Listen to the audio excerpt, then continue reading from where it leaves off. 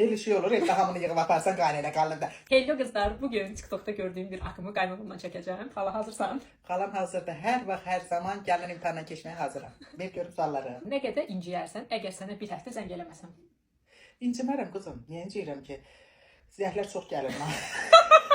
Mənə zəng çox gəlir, sən narahat olma. Sənin işin gücün yerində olsun, eybi yoxdur. Lazım olanda zəng eləyərsən. Ne kadar inciyərsən, əgər icazəsiz əşyalarını istifadə etsən. Gəlin, səni verənə şükür. Mənim hər şeyim səninkidir. Nə qədər istəyirsən istifadə et. Sən qonşu deyil sana. Sən mənim balamın sevgilisisən. Sən xalan qurban. Nəyin var ki?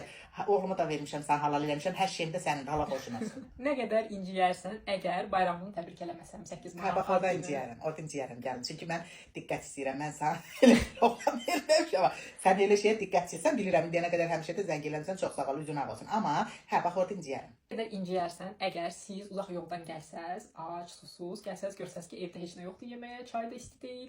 Yoldan gələn varsa, sən evdəsənsə, onları hazır eləməlisən. İnciyərsən yəni. İnciyərəm, hə, hazır. Səndən tərk gələndə mən sana ərşdə pişiririm. Ne kadar inciyərsən, əgər baldızların bizə qonaq gəlsə, üzərinə xoş baxmasın. Qızların da yəni 2 dənə baldızım var. Hə, inciyərəm. Mən elə uşaq tərbiyə eləməmişəm axı. Bir-birinə onlar pis. Sən də evin uşağısan da, sən də mənim qızımsan, qızım. Mehriban olsanız daha sevinərəm, yaxşı olar. Mən ümumiyyətlə baldızlarımı çox istəyirəm, buradan da ikisini də öpürəm. Onlar da səni çox istəyir. Ne kadar inciyərsən, əgər gələcəkdə nəvən sizdən daha çox mənim mamamı çox istəsə. Az o istəyə də bilməz. O istəyə bilməz. O nənəsi ilə dədəsini çox istəyəcək, bibilərini çox istəyəcək. Heç sonrasına narahat olma. O bizə aiddir. Ne kadar inciyərsən, əgər 8 Martda öz mamama hədiyyə alsam, səni almasam mama. O baxır sən onu kimin pulu ilə alırsan? Mama yoxsa qaynana? Mənim oğlumun puludursa birinci özüm alasın.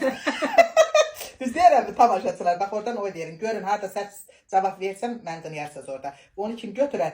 Anaya alır, qaynanaya almır. Elə şey olur. Yox. Elə sən birinci mana alarsan, ikinci ananı alarsan. Ne kadar inciyərsən, xala, əgər restorana getsək, amma səni aparmasaq.